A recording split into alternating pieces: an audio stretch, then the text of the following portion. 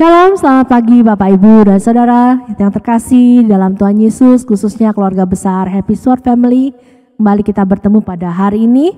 Seperti biasa sebelum kita mulai mendengarkan renungan, mari kita berdoa. Kami mengucap syukur Tuhan buat hari yang baru yang Tuhan berikan pada kami. Kami mengucap syukur buat nafas hidup dan kesempatan untuk hidup satu hari lagi yang Tuhan berikan untuk kami. Kami bisa bangun dengan tubuh sehat segar saat ini semua karena kemurahan-Mu Tuhan. Dan seperti biasa sebelum kami memulai segala sesuatu, kami mau mendengarkan terlebih dulu firman-Mu. Biarlah firman-Mu boleh merema di dalam hati kami Tuhan dan menjadikan kami pelaku firman. Di dalam nama Tuhan Yesus kami berdoa dan mengucap syukur. Amin. Judul renungan saya pada pagi hari ini adalah apa yang ada di atas kita, bagian yang kedua. Ayatnya diambil dari Yohanes 14 ayat 26. Tetapi penghibur, yaitu Roh Kudus yang akan diutus oleh Bapa dalam namaku, dialah yang akan mengajarkan segala sesuatu kepadamu dan akan mengingatkan kamu akan semua yang telah kukatakan kepadamu. Saat ini dalam minggu ini di bulan Mei ini kita merayakan atau kita memperingati 10 hari turunnya Roh Kudus. Banyak gereja-gereja yang sudah tidak merayakan lagi. Bahkan ada juga gereja-gereja yang menganggap tidak hanya pencurahan Roh Kudus saja, tapi juga kelahiran Tuhan Yesus itu mereka juga sudah tidak rayakan. Bagi mereka yang terpenting adalah hari kematian, ya, Paskah atau Jumat Agung. Padahal sebenarnya kalau tidak ada kelahiran, maka tidak akan ada kematian. Dan kalau tidak ada kematian, tidak ada kebangkitan. Tidak ada kebangkitan, tidak ada kenaikan. Dan kalau tidak ada kenaikan, maka Roh Kudus tidak akan dikirimkan kepada kita hari ini.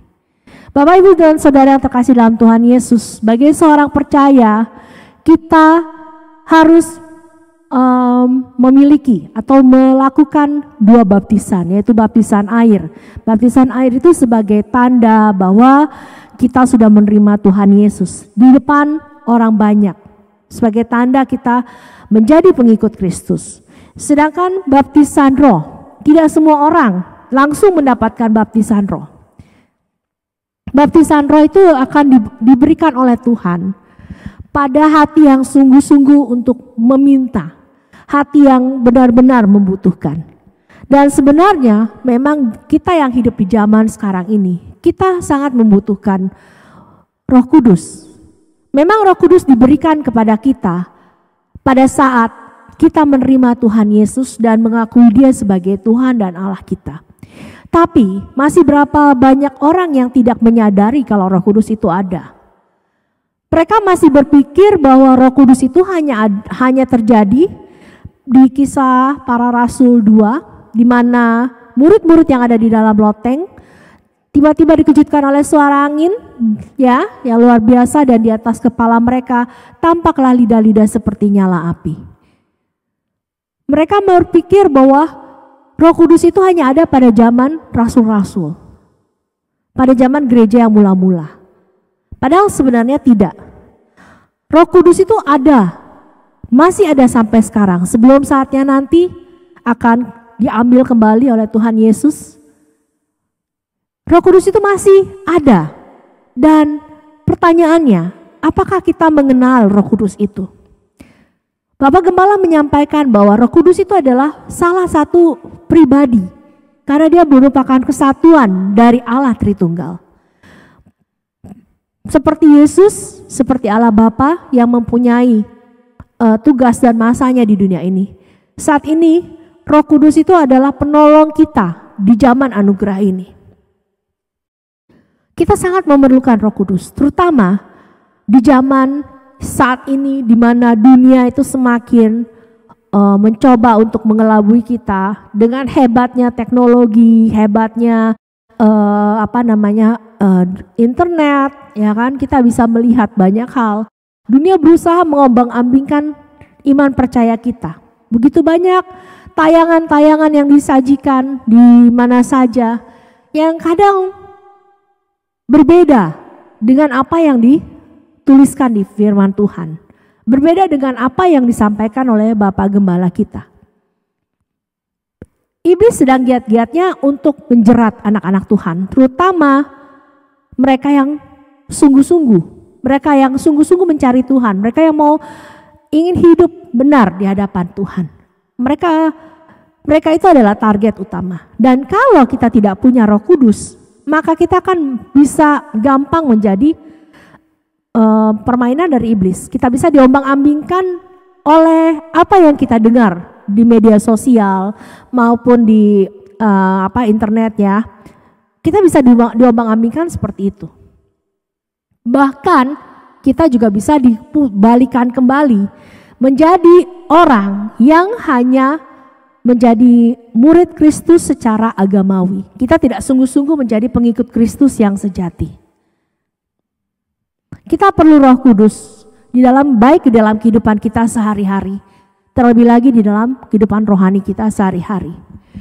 Jika Roh Kudus itu ada di atas kita, maka Dia akan memampukan kita, Dia akan menolong kita, Dia akan membimbing kita. Sama seperti yang dikatakan Yohanes 14 ayat 26 tadi, Dia yang akan mengajarkan segala sesuatu, mengingatkan segala sesuatu. Wah, benar-benar Roh Kudus itu adalah pribadi yang luar biasa. Dulu juga saya nggak pernah berpikir kalau Roh Kudus itu adalah sebuah pribadi. Dulu saya juga berpikiran sama, Roh Kudus itu adanya di zaman dulu, paling nggak di gereja mula-mula. Tapi setelah saya menikmati, saya bergaul, saya bisa merasakan bahwa Roh Kudus itu memang ada, nyata, dan Dia seperti sahabat. Ya, sebelum saya mengemukakan segala keinginan hati saya, Dia tahu. Dia sudah lebih dulu berdoa buat saya. Jadi, Bapak Ibu Saudara sekalian, mari kita mencari Roh Kudus bukan untuk karunia bahasa lidahnya saja, ya. Tapi kita mencari Roh Kudus karena memang kita membutuhkannya. Segala sesuatu yang kita lakukan, hendaklah kita lakukan di dalam Tuhan. Dan hanya punya satu tujuan, yaitu kita memuliakan Tuhan dan kita bisa menjadi saluran berkat untuk orang lain. Karena Tuhan ingin kita berubah. Tuhan ingin kita diubahkan, dipulihkan. Sehingga kita bisa menjadi anak-anaknya yang layak bertemu dengan Dia dalam kerajaannya yang kekal. Saya mengutip perkataan Bapak Gembala, tidak ada kehidupan yang lebih indah kecuali bersama dengan Roh Kudus. Mari Bapak Ibu Saudara sekalian, kita mencari Roh Kudus dengan segenap hati kita. Kita menyadari kehadirannya, bergaul dengan Dia setiap saat, setiap waktu. Maka kita akan menjadi orang-orang yang berbahagia. Mari kita berdoa. Kami mengucap syukur terima kasih Tuhan untuk firman-Mu pada pagi hari ini.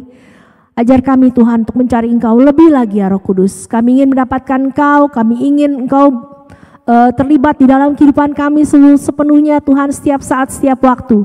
Kami ingin Engkau mengubah kami ingin Engkau memampukan kami mau Engkau menyempurnakan kami, supaya kami boleh layak Tuhan menjadi pengikut-Mu.